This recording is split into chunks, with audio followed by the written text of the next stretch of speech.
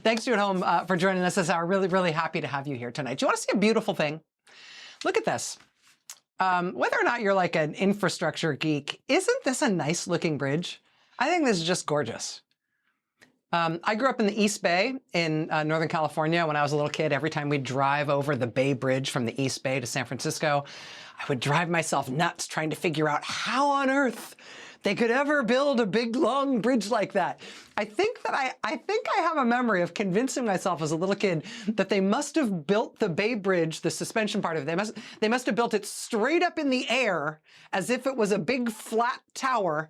And then when it was tall enough, they flopped it down onto the other side of the bay. That's how I believed these things must be built, which is not at all how you build a bridge. This, in fact, is how you build a bridge. This is a time-lapse video that shows how this one in particular was built out from each side of the span, both sides building toward the middle. And then when they get to the middle, look, it just knits together and presto, it's a bridge. Just beautiful stuff, really impressive. This bridge cost nearly $5 billion to build.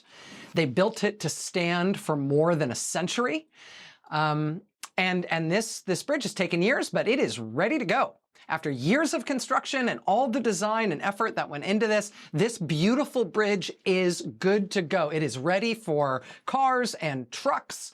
It's even got a lane for bikes or people walking. Let's go. It is ready.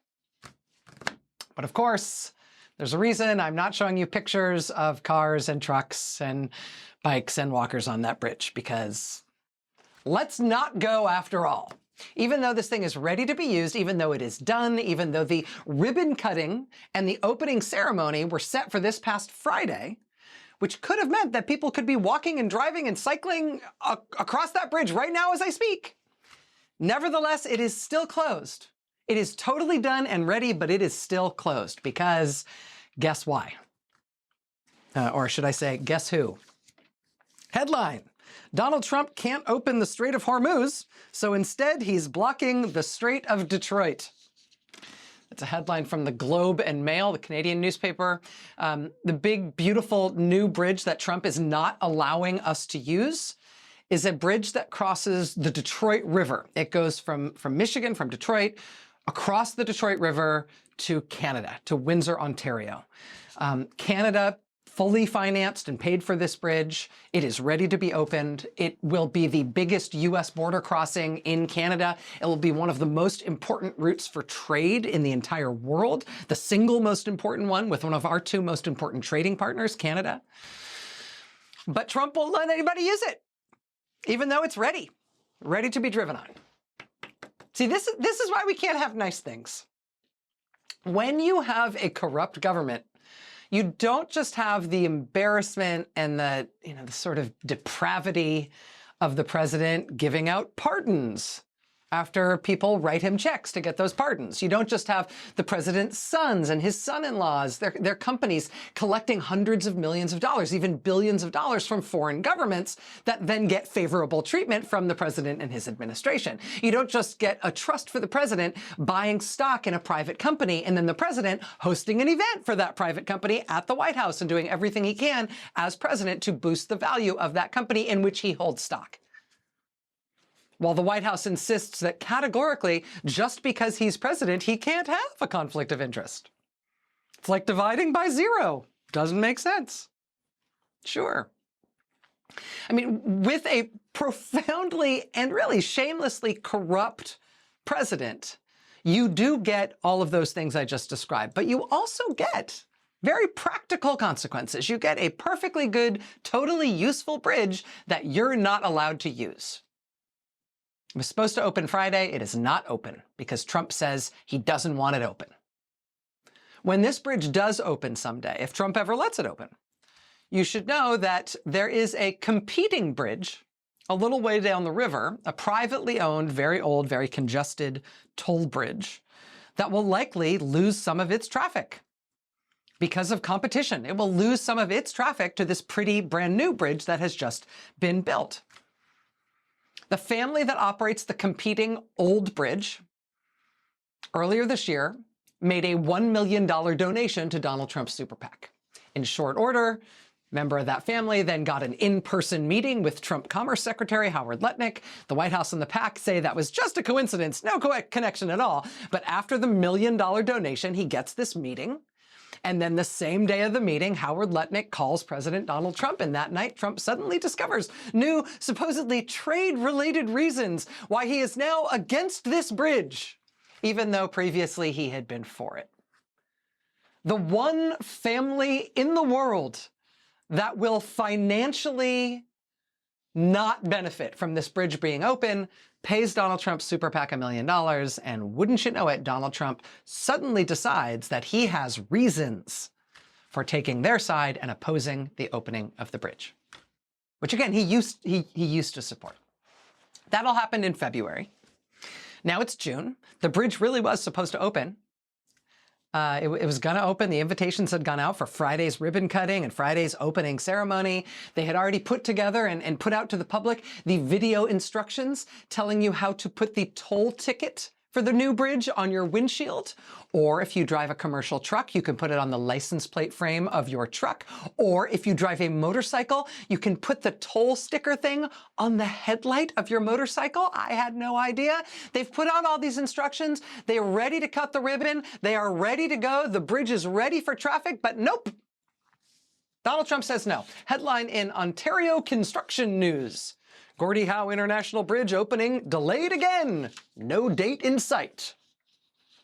The Trump administration is insisting that this bridge should not be allowed to open because, heaven forbid, a MAGA donor be inconvenienced. One billionaire family that donates to Donald Trump, heaven forbid they be inconvenienced. Because that, to a corrupt administration, that is way worse than literally tens of thousands of people a day being deprived of the use of this fully built, fully paid for, ready to open, state-of-the-art, brand new, beautiful bridge. This is why we can't have nice things. Corruption. Corruption is why we can't have nice things.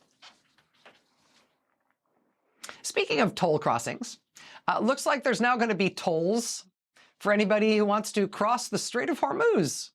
Now, technically, I guess it's illegal to call them tolls, but according to new reporting tonight in the New York Times, Iran apparently thinks that the outcome of this war they just won against the United States is going to include Iran having the ability for the first time to charge everyone fees to transit the Strait of Hormuz. You're not allowed to call it a toll, so they're calling it a fee, but it sort of amounts to the same thing. And this is something they didn't do before, but now they're going to start.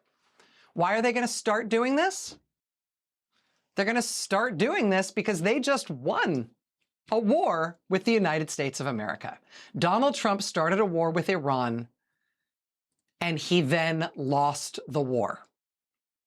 The war was supposedly for regime change, right? The regime in Iran is now the same theocratic regime they had before, just with a younger, more radical mullah in charge now. The Iranian Revolutionary Guard Corps is in a position with regard to the government that is as strong, if not stronger, than it was before. Iran's nuclear program, that was another supposed reason for the war, that is still very much in place. Iran's stockpiles of enriched uranium, still very much in place. Trump said he wanted regime change. He said he wanted to end their nuclear program. He wanted to seize their stockpiles of enriched uranium. He did none of these things. He said he wanted to decimate Iran's military capability. Indeed, he says he did so, but, you know, somehow Iran maintained enough military capability to keep the Strait of Hormuz closed all this time. And as recently as this past week, they were able to shoot down an American Apache helicopter. We're apparently not allowed to see the supposed deal that Trump just signed with Iran. We'll get some expert help with that in just a moment. But bottom line, it does just seem to be Donald Trump surrendering on behalf of the American government, agreeing to cease all of our military operations there, potentially agreeing to pay Iran in the form of lifting previous sanctions or unfreezing previously frozen Iranian assets. And in exchange for us paying them, we get a return to most of the conditions that existed before the war, except things are now worse for us and better for them. That's basically the definition of losing a war. Thanks to Donald Trump starting and then losing this war, Iran is going to be richer and more influential. Its ruling regime is definitely more radical and more entrenched than ever. It can be infinitely more confident in its nuclear ambitions now that they know that the most powerful country and the most powerful military in the world couldn't do anything to end those ambitions, even at the cost of a war. I mean, really, the only difference for Iran now, materially, is that they may be able to start charging fees for ships that want to transit the Strait of Hormuz, which is something they were never able to do before. But hey, to the victor go the spoils, right? Meanwhile, American families are poorer thanks to the spike in energy prices and related inflation that Trump's war caused, that may not even level out anytime soon thanks to the damage. That's not even considering the economic impact of what we spent in terms of military materiel and the American lives lost. And then there's the fact that the US government has been humiliated on the world stage, reducing itself to precisely one international ally, one, Israel. Even as the president himself cannot even speak anymore about Israel's leader without using four-letter words, even in public. Remember when Donald Trump said the only way this war would end would be unconditional surrender? He maybe should have specified which country he meant by that. He also said the war would result in a great civilization being destroyed. Remember that? And again, maybe he should have been more specific as to what he meant by that. But I'm just saying, this is what he had happening at the White House, the actual White House, as he got ready to sign the supposed agreement with Iran, crying uncle and agreeing that he lost the war he himself started. Motorcycle circus at the White House. So the president spent $14 million on a no-bid contract to make the reflecting pool on the National Mall be blue.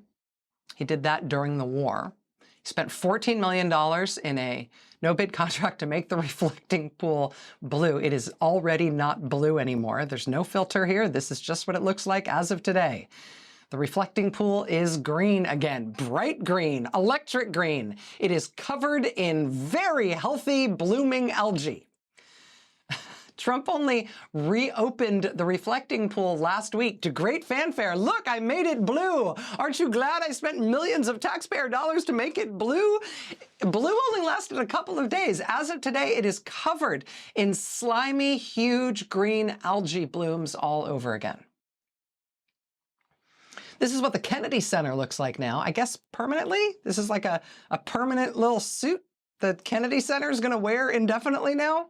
Trump, of course, as you know, was ordered to take his name off of the Kennedy Center building this weekend. That reportedly did happen, but they are apparently keeping the whole facade of the building covered up with a circus tent. Like a circus tent pattern tarp, or it kind of looks like those things that you used to get in elementary school to teach you how to write cursive, but on the side where one line was dotted and the rest were solid lines. Kind of looks like that. Anyway, that's what the Kennedy Center looks like now. It's the John Irving Arts Building with a circus tent in the middle, because he wouldn't want you to see that his name has been taken down. How else are things going? Well, after we put an anti-vaccine quack conspiracy theorist in charge of healthcare for the federal government, we are now about to lose our elimination status for measles, as one of our many interconnected raging measles outbreaks, this one in Utah, approaches 1 year in length. That is one of the triggers for a nation losing elimination status for measles. After Trump let his top campaign donor randomly cut things out of the government that he didn't understand, turns out we're all learning now why it's a bad idea to cut out the screwworm monitoring systems that Elon Musk cut from the government. We're learning that now as a potentially devastating screwworm infestation starts making its way through Texas cattle herds. After Trump put a string of his personal lawyers in charge at the U.S. Justice Department and publicly instructed them to start investigating and arresting his political rivals and critics, today we have learned that California's Democratic governor and likely top-tier Democratic presidential contender Gavin Newsom has had his family targeted by Trump's Justice Department. Here's some of Governor Newsom's response tonight. One by one, anyone who has challenged Donald Trump has ended up on his hit list. And today, I proudly join that list. After calling for my arrest last year, Donald Trump directed his Department of Justice to investigate me. And just in the last week, I've learned that his campaign has reached my own home. To get me, he's coming after my wife, Jen. To Donald Trump, who I know is watching because he watches everything, I have a message for you. You can subpoena my records. You can investigate me. You can harass me. Put my name on every and any enemies list you have, but leave my wife and family out of your personal vendetta. To Donald Trump, this country does not belong to you. It does not belong to your cronies. And we're going to fight your lawlessness. And we're going to continue to remind the people of this country of your corruption. That same corruption our founders warned us against as we move to celebrate our 250th anniversary. I'm going to keep reminding Americans of what they warned would happen if a man with no character ever held the office of presidency. So let me say it again. Mr. President, come after me. I'm not going anywhere. And the country is watching. I'm going to keep reminding Americans of what they warned would happen if a man with no character ever held the office of the president. Governor Gavin Newsom speaking tonight as he announces that the Trump administration has started some sort of criminal investigation into his family. Just in case you needed a window into who the Trump administration is worried about as a potential Democratic presidential candidate for 2028, I would say that reported criminal investigation is probably as good an indication as any. You might remember the last time Trump was president during the conduct of a presidential election. You might remember Republicans working on his behalf drew up fake certifications claiming that Trump had won a bunch of states that he actually had lost. Remember the fake electors? Joe Biden had won these states. Republicans said those states had actually elected Trump. They had picked Trump electors to send to the Electoral College, and then they tried to pass off those fake electors as if they were real. Well, if you want a real window, a really nice split-screen window into what to expect from the next elections in our country, consider this split screen that's going to happen tomorrow. Tomorrow in Madison, Wisconsin, 3 pro-Trump lawyers who helped hatch the fake electors scheme in that state are going to be arraigned on 11 counts of forgery in state court in Wisconsin, in Madison. While simultaneously, also tomorrow, one of the people who was a fake elector from the great state of Georgia will tomorrow be on the ballot to try to become the Republican Party's nominee for Georgia governor. His name is Burt Jones. He actually was one of the fake electors in that forgery scheme that even tomorrow is resulting in a criminal forgery arraignment in a courtroom in Wisconsin. But in Georgia, he has the endorsement of Donald Trump and Republican Governor Brian Kemp to become the next Republican candidate for governor in Georgia. And what do you think the consequences of that will be if he's the nominee, or if indeed he wins the election against Keisha Lance Bottoms in November? You think they'd ever try the fake elector thing again in Georgia? Think they're more likely or less likely to try it again if one of the actual fake electors from 2020 is the sitting governor of Georgia? But the pushback against the worst of what Trump is trying to do keeps coming from more and more unexpected places. In Utah, in Salt Lake City, Utah, the city and county there have now just sued to stop Trump from trying to build one of those huge Trump prison camps at a Salt Lake City warehouse site. San Diego, California. This is a protest this weekend outside the Otay Mesa immigrant prison in San Diego. This comes after the county of San Diego sued and a federal judge ordered the Trump administration to allow local officials and local health inspectors into that facility where they are holding immigrants. Another federal judge has ordered the Trump administration to reinstate all the history exhibits and history placards and signs that Trump had ordered be taken down from national park sites all across the country. The judge ordered specifically that those materials needed to be reinstated and put back up by July 3rd, 2026, in time for the 250th birthday of our country the following day. We are living in a time of profound, profound corruption in our national government. And so it's a time, I mean, just ask the communities on either side of the Gordie Howe International Bridge, which is closed for no reason at all. I mean, we are in a time because of that corruption when we really cannot have nice things that we really ought to have. That said, the American people do appear to be acutely aware of how corrupt these times are and how worthy an endeavor it is to try to stop as much of this nonsense as possible. And that includes a new concerted, high-level effort to try to anticipate and fight and thereby try to stop what Trump may be trying to do to mess with the elections later this year. We've got a really interesting report on that coming up in just a few minutes. We've got more on the American government essentially admitting defeat in the Iran war that Trump started. And we've got news on something that you ought to be watching out for in the news coming up on Friday of this week, right at the end of this week. We've got a lot to get to tonight. Stay with us. Really happy to have you here.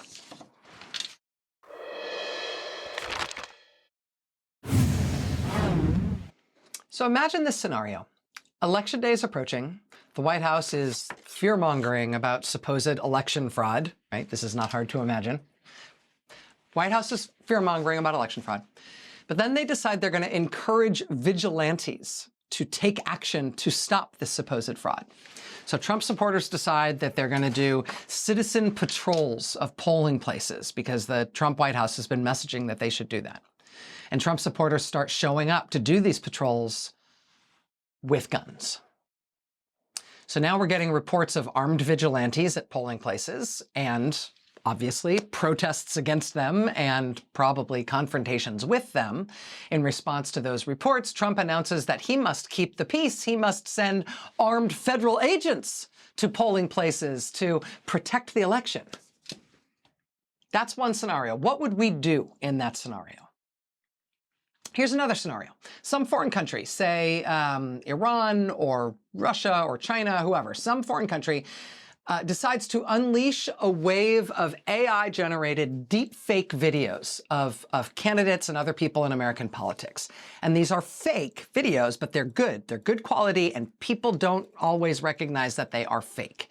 These fakes are designed to hurt Democratic candidates and Trump critics. They're designed to confuse voters and muddy the waters in terms of what's going on in the election. When news organizations start reporting on the deepfakes, the Trump administration goes ballistic and starts threatening all news organizations that report on the deepfakes. They start telling news organizations that they have to censor any coverage of this foreign influence operation as a matter of national security. That's a second scenario. What would we do then? Here's a third scenario. Voting's over. But before the states can certify the results of the vote, Trump's Justice Department sends FBI agents out to go seize the ballots, supposedly to investigate irregularities in election administration. They seize the ballots before the results are final. That's the third scenario. What would we do then? What are the options, really practically speaking? What are the options for protecting our elections from our own federal government? That was the question at the center of a wargaming session that was held just a few days ago by 10 Democratic U.S. senators, including the Democratic leader Chuck Schumer, plus several election experts. Those three scenarios I just described, they gamed those out, those three very specific and not at all unimaginable scenarios. Politico reported that in these tabletop drills, quote, they game planned legal injunctions to bar armed federal agents or armed citizens from voting sites and lawsuits to force the Trump administration to return ballots if they're confiscated in key contests that could decide control of Congress. They also choreographed communication strategies across elected leaders and campaigns and advocacy groups to combat misinformation and disinformation designed to sow distrust in the results. Senator Schumer told Politico that another one of these exercises is planned for next month. He said, quote, "We're going to be prepared for anything that Trump throws at us." Being prepared for anything is a necessity of living in these political times. Donald Trump, of course, has called for nationalizing elections. He's talked about sending immigration agents, ICE agents, or the National Guard, or somebody else with a gun to voting sites. His Justice Department has seized ballots already from the 2020 election, as well as election records from counties in Georgia and Arizona. On Thursday, Trump's agents served search warrants on a voter registration group in Ohio. Now the White House is absurdly threatening that the U.S. Post Office won't deliver mail ballots anymore in any states that refuse to turn over their voter rolls to the Trump administration. I mean, it's one thing to think about foreign governments trying to interfere in our elections, right? Or sort of bad actors or criminals. But if it's the federal government who you have to defend the elections against, who does that and how? I mean, specifically, what specific people do it and what do they actually do? Who has the authority to stand up for elections and to plan around these kinds of scenarios? It's not crazy for it to be high-ranking elected officials from the opposition party, from the Democratic Party. Joining Senator Schumer at this strategy session were members of an election protection task force he has set up, including Senators Mark Warner, Dick Durbin, Adam Schiff, Raphael Warnock, and Alex Padilla. They brought in a crew of heavy hitters to offer expertise, including former Attorney General Eric Holder, election law expert Norm Eisen, the heads of the legal group Democracy Forward and the nonprofit Protect Democracy. They also brought in the tireless, hard-charging election attorney, Mark Elias, who has beaten Donald Trump in court on these issues dozens of times. Joining us now is election attorney Mark Elias. He's the founder of Democracy Docket.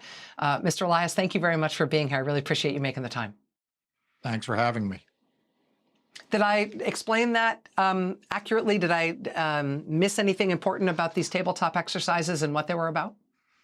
No, I think you got it exactly right. I mean, these are important to do because, you know, Donald Trump is posing a threat that we have not seen before. As you say, it is one thing to be prepared for what happens if right-wing vigilantes do things. For example, you mentioned, guns or armed people around polls. We actually dealt with that in 2020. My law firm and I, we sued people in Arizona who were staking out drop boxes in Maricopa County. But it is quite another thing, Rachel, when the person with the gun or the people trying to seize the ballots or the people trying to spread disinformation is actually the federal government led by the Department of Justice. And so these tabletop exercises and other things we do to prepare are really important. Democratic senators convening this sort of an exercise is of interest to me, because I'm realizing now that while we all have a sense of what kinds of responses we want the country to have, we're close enough to these elections and we're deep enough into this primary season that we got to start getting specific about who the country is and what the response should actually amount to in terms of who should do what. Do you feel like that elected Democrats in the Senate and the House in important statewide positions sort of understand their roles and what their individual parts will be to play if any of these scenarios come to pass? Yeah, I think there's been a lot of work and understanding in the last few months. You know, I've been doing this a very long time, Rachel. The first time I was involved in a post-election matter, it involved the Louisiana Senate seat that Mary Landrieu won back in 1996. I did Harry Reid's recount in 1998.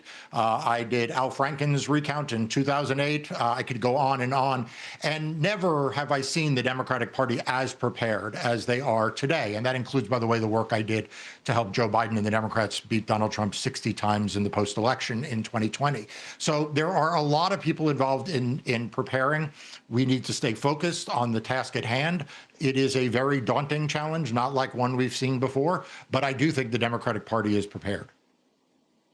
With these sorts of exercises and that type of planning happening within the Democratic Party and among Democratic elected officials, what should the public expect their role to be? I think that a lot of Americans who think of themselves just as voters and citizens, maybe they've been to a protest here or there sometime in their life, or maybe they never have, are nevertheless pretty invested in making sure that our democracy gives us free and fair elections in November and that the results of those elections are abided by in this country. What will the public be called upon to do? What should the public be thinking about organizing to do in advance of those elections? Yeah, I think three things. I think number one, they need to be prepared to vote, right? They need to understand that the rules may have changed. The registration may be being challenged. We're seeing Donald Trump do that. And so everyone needs to understand the rules and they need to have a plan to vote. Even if they voted before, they need to make out a plan about how they're going to vote this time and make sure they are prepared. Number two is they need to be educated. I mean, I'm thrilled, Rachel, that you are doing this episode tonight with your enormous audience and people paying attention, because it is educating people about the threats that are coming so that they won't be quite as scary. They won't seem quite as out of the blue. So people need to get educated and to share that information with others. I started Democracy Docket actually to be a resource that people could share information from. But there are lots of good sources of information to share. And then finally, if we get down to the place where Republicans or Donald Trump are trying to interfere in the election, then we're going to need people to mobilize. We're going to need them to mobilize peacefully. We're going to need them to mobilize within the law, but we're going to need the public to be prepared to be active in protesting any efforts by the Republicans to overturn the will of the voters. Look, the lawyers are going to do a lot of heavy lifting here. The political professionals will do a lot of heavy lifting here, but it is ultimately on the people of the United States to really do their job. And if that happens, I think we'll be fine.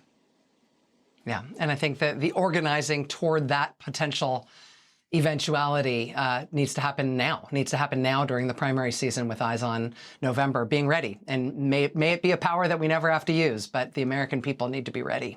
Election attorney Mark Elias, the founder of Democracy Docket. Mark, it's always a pleasure to have you here, but in particular on this story, it's really invaluable. Thank you. Thank you. All right, we got a lot more news here. Sorry, the host glitched. We have a lot more news to get to tonight. Stay with us.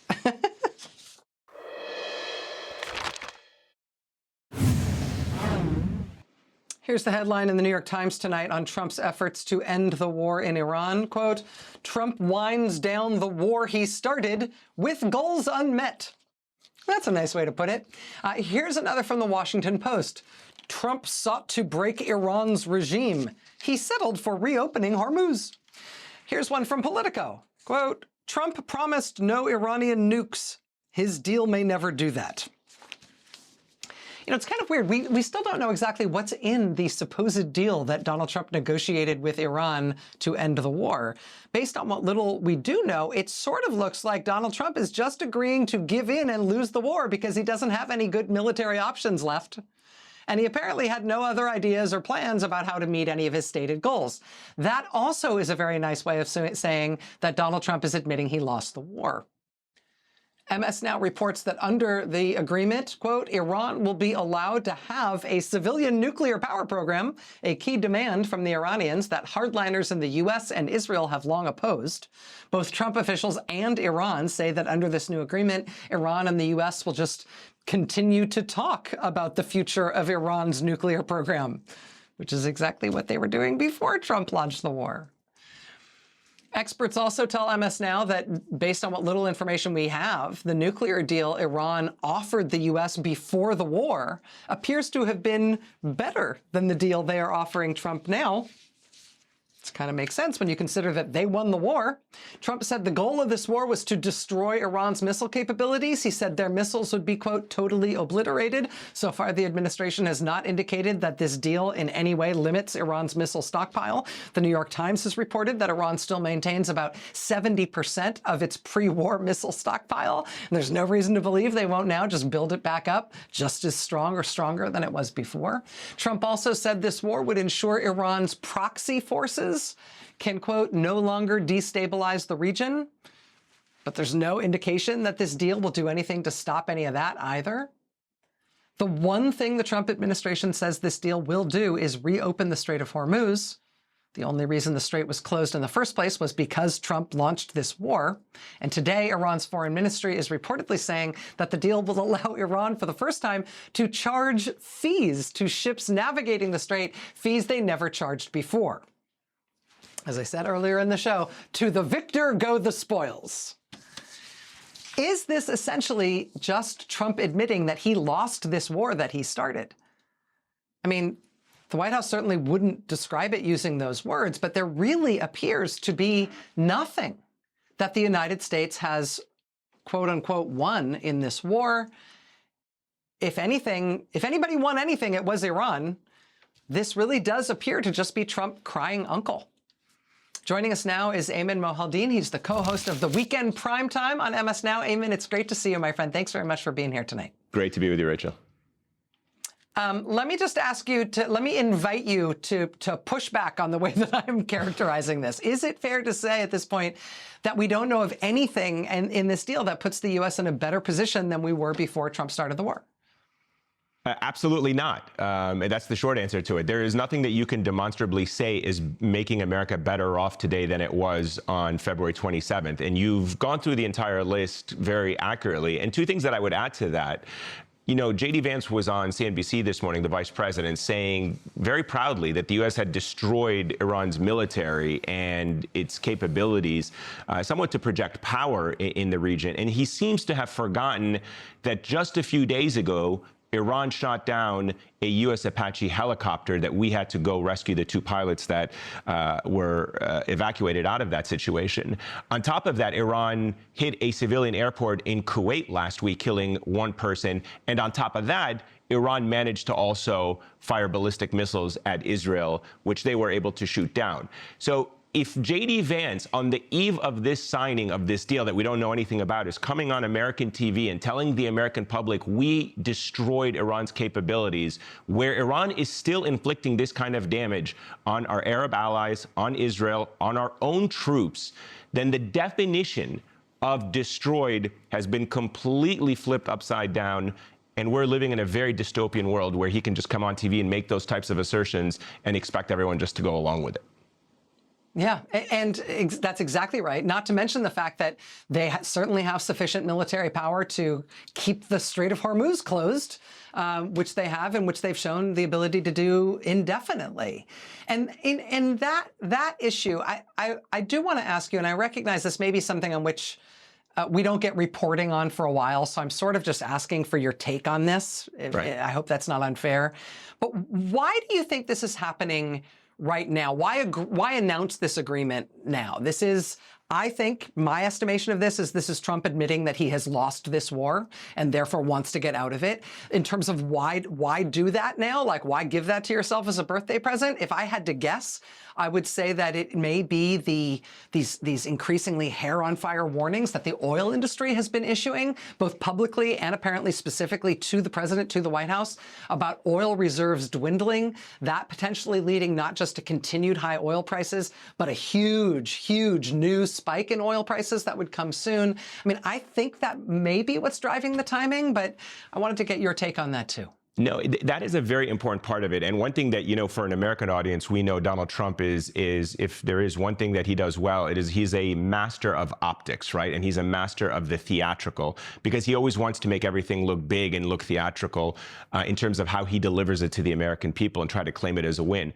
But one thing that I have actually learned from my sources in the region, which I think has probably trickled its way to the president, Rachel, through our intelligence agencies, is that the American intelligence gathering capabilities in Iran have probably learned what other Arab allies and intelligence services in the regions have learned, is that Iran has consolidated its power in the Revolutionary Guard Corps. There are very sophisticated intelligence gathering operations inside of Iran, and they are probably learning that the regime in Iran is now more hardened, less likely to compromise, more willing to go to war, and that the situation is not going to get any better given the new reality inside Iran. Does that mean that the president is making his determination based on that intelligence? It's hard to know, because we don't even know if the president reads these intelligence briefings. But from what I've heard from sources in the region is that their own assessments of where Iran is today is a regime that is more consolidated with the Revolutionary Guard, alienating more of the people that might be perceived as moderates within the regime, and consolidating power more with the kind of theological military center of the regime in Iran that is more hardline, less likely to compromise, and that has posed a challenge for the Americans and what they can actually achieve militarily. Yeah, and another important component of what it means to lose this war, about how the American public, the American government, the American infrastructure around supporting the oil industry, around our intelligence and military interests in the region, how all of those things are are worse off now because of Iran essentially outmaneuvering Trump throughout this war. Ayman Mohyeldin, co-host of the Weekend Primetime on MS Now. So good to have you here, my friend. Thank you so much for being here. Same. All right, we'll be right back. Do you ever sign anything electronically? I know it's a really common thing now, but I always find it a little unsettling. You get a link to click and you type in your name, and then it turns that into a pixelated cursive font, so it kind of looks like you signed the agreement by hand, even though you really didn't. It feels so dodgy. But I know that is often how we sign things today. And maybe that dodgy gambit is what's going on with the new deal that President Trump and Vice President Vance have reportedly signed electronically with Iran to end Trump's war in Iran. I mean, first of all, I did not know you could conduct diplomacy by DocuSign, so that's one weird thing about it. Another weird thing about it, as Ayman just noted here on our air, is that this thing that they have signed, electronically signed, is a secret. Neither side has shown anyone what is actually in this thing that they have signed.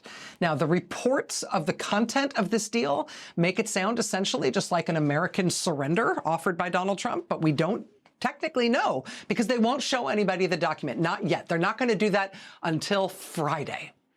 The White House says on Friday there's going to be a ceremonial signing of the deal in Switzerland.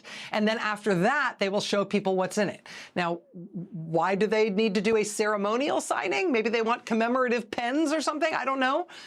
If the deal is already all signed, as Trump said today, after they electronically signed it, then why are they not showing everybody what's in it today? Why wait 4 more days after today for that second ceremonial wet ink signing on Friday before they show anybody what's in it? Why wait till Friday to make that news? What else on Friday might they have in mind in terms of they're thinking about the news cycle? Is there anything going on Friday that Trump might want to distract attention from? You know, I don't have any idea if this is related. Maybe it's not, but I would remiss not to mention that on Friday, it's Juneteenth, federal holiday. It's also the official opening day of the brand new Barack Obama Presidential Center in Chicago. All former living presidents, except Trump, were invited to the grand opening ceremony on Thursday. But then on Friday, the Obama Presidential Center opens to the general public. And who knows? Maybe that's important context as to why the White House is going to release the terms of the Iran surrender on Friday. I should tell you here at MS Now, we will have live coverage from Chicago all day this Thursday for the ceremony at the Obama Presidential Center. And then on Friday, the day it opens to the public, we're going to have a 2-hour special hosted by our colleague Michelle Norris, who not only got an early look inside the center, but she also spoke exclusively with President and Mrs. Obama. That special starts at 9 p.m. Eastern on Friday night. You will not want to miss it. More ahead tonight. Stay with us.